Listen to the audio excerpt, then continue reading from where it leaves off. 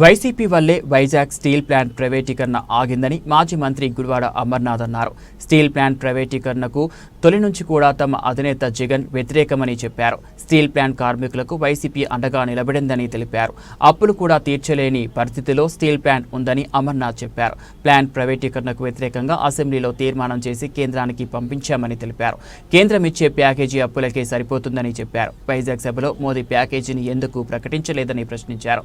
Package వెనుక మతలబు ఏమిటని అడిగారు. స్టీల్ ప్లాంట్ కు ట్యాక్స్ హాలిడే ఇవ్వాలని డిమాండ్ చేశారు. సొంత గనులను కేటాయించాలని అన్నారు. ప్లాంట్ ను సెయిల్లో విలీనం చేయాలని డిమాండ్ చేశారు.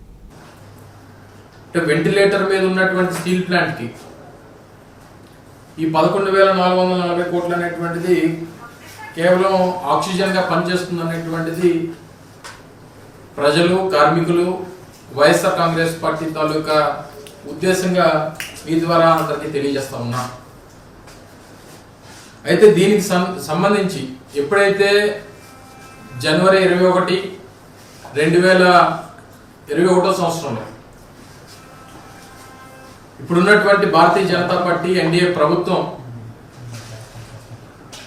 స్టీల్ ప్లాంట్ ని 100% డిజిన్వెస్ట్మెంట్ వైపు ప్రైవేటైజ్ చేయాలనేటువంటి నిర్ణయాన్ని తీసుకున్నాం. ఆ రకంగా ప్లాంట్ ని ప్రైవేటైజ్ చేయాలని చెప్పి